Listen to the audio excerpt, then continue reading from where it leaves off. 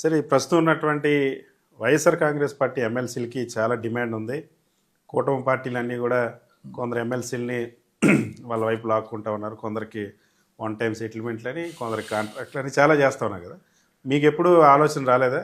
నేను ఎందుకంటే నేను గతంలో 2009లోనే నేను జగన్మోహన్ రెడ్డి గారితో నా ప్రయాణం మొదలైంది. 2009కి ముందు నేను తెలుగుదేశం పార్టీలో ఒక 15 సంవత్సరాల దాకా పనిచేశాను. దగ్గర స్టేట్ కమిటీలో జనరల్ సెక్రటరీ కూడా చేశాను, యూత్ కమిటీలో. నాకు ఆ రోజున్న పరిస్థితులను బట్టి నాకు అక్కడ కరెక్ట్ కాదనిపించింది. నేను రాజశేఖర రెడ్డి గారు పరిపాలన, ఆయన ఒక వ్యక్తిత్వాన్ని చూసి నేను మారడం జరిగింది. 2009 నుంచి నేను జగన్మోహన్ రెడ్డి గారి దగ్గర నేను పార్టీలో జాయిన్ అయ్యాను, కాంగ్రెస్లో కూడా.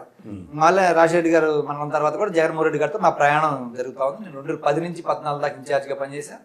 మళ్ళీ నాకు అవకాశం రాకపోయినా మళ్ళీ నేను సార్తోటే ఉన్నాను. మళ్ళీ 2016 నుంచి 19 దాకా మళ్ళీ ఇన్ఛార్జ్గా పనిచేశాను. పాదయాత్ర అంతా నేనే చేశాను, ఎన్నికలను నేనే ఫేస్ చేశాను. కానీ మళ్ళీ కూడా అవకాశం రాకపోయినా నేను జగన్మోహన్ రెడ్డి గారికి నాకు ఉన్న బాండింగ్ ఏంటంటే, ఆయనలో నాకు నచ్చేది స్ట్రైట్నెస్. ఏదైనా ముక్కు సూటిగా, బికాజ్ నేను ఇది చేయగలను, ఇది చేయలేనని చెప్పి ఆయన మాతో డైరెక్ట్గా మాట్లాడతారు. నేను కూడా నాకు ఇది కావాలి, లేకపోతే నాకు ఇది వద్దు, లేకపోతే నాకు ఇది నాకు కావాలి, మేము డైరెక్ట్గా ఆయనతో మాట్లాడుకునే స్వతంత్రం మాకుంది. కాబట్టి ఆయన స్ట్రైట్నెస్ మా స్ట్రైట్నెస్సే మా ఇద్దరికి మ్యాచ్ అయిందని చెప్పి నేనైతే అనుకుంటున్నా. ఇప్పుడు దాదాపు 3 సార్లు కూడా నాకు అవకాశం రాలా, 14, 19, 24. అయినా నేనేమి బాధపడలేదు. మళ్ళీ నేను ఏదైతే నా పార్టీలో నా ప్రయాణం, నా కష్టం, లేకపోతే నా శ్రమ అంతా కూడా ఆయన గుర్తించే 2021 డిసెంబర్లో ఎమ్మెల్సీకి అవకాశం ఇచ్చాడు.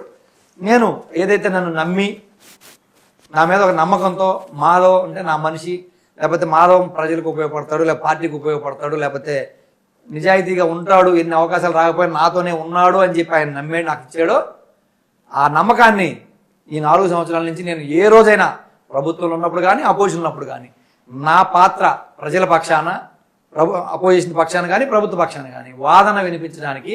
నేను ప్రభుత్వంలో ఉన్నప్పుడు కూడా అధికారులు నిలిచిన పరిస్థితి మీరు గమనించే ఉంటారు. ఇది కౌన్సిల్లో కొన్ని విధానాల మీద, కొన్ని ఇష్యూస్ మీద నేను నిలదీయడం, ప్రశ్నించడం ప్రభుత్వంలో కూడా చేశాను. నేనేమి వన్ సైడ్గా ఉండే పరిస్థితి కాదు. ప్రజల పక్షాన్ని నిలబడాలని బాధ్యత నాది.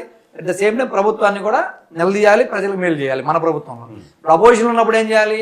ఇప్పుడున్న ప్రభుత్వాన్ని నిలదీయాలి, ప్రజలకు మేలు జరిగే విధంగా లోపాలను బయట పెట్టాల్సిన అవసరం మా బాధ్యత. కాబట్టి నేను చదువుకున్న ఎంఏ పొలిటికల్ సైన్స్, నేను చదువుకున్న చదువు కావచ్చు, లేకపోతే రాజకీయాల్లో ఇన్ని సంవత్సరాల నుంచి నేను ప్రజల నుంచి చూసింది, నేర్చుకున్నది, ప్రభుత్వాల నుంచి చూసింది అనేది కూడా న్యాయం చేయాలనే ఒక ఆలోచనతో నేను ఈరోజు మా ప్రభుత్వం ఏదైతే బాధ్యతలు ఇస్తుందో దాన్ని ప్రజల్ని బ్యాలెన్స్ చేసుకొని నేను ప్రభుత్వం మీద యుద్ధానికి వెళ్తా ఉంది.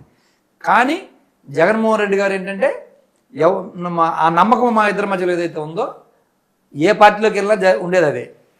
మనం ఏంటి, మనం ఉన్న దగ్గర నిజాయితీగా ఉంటే చాలనేది నా భావం. అది ఆ పార్టీలో ఉన్నప్పుడు నిజాయితీగానే ఉన్నాను. ఆ రోజు ఎన్టీఆర్ విగ్రహం పెట్టింది కూడా నేనే, కందుకూరు నియోజకవర్గంలో. ఎన్టీఆర్ నేషనల్ అవార్డు కూడా నేనే ఇచ్చారు 2 సంవత్సరాలు. అది అందరూ చంద్రబాబు నాయుడు తెలుసు, ఆ పార్టీలు అందరికీ తెలుసు. కాబట్టి నేను మళ్ళీ ఎప్పుడు పార్టీని బయటకు నిందించలేదు. నేను విధానాల మీదే పోరాడతా.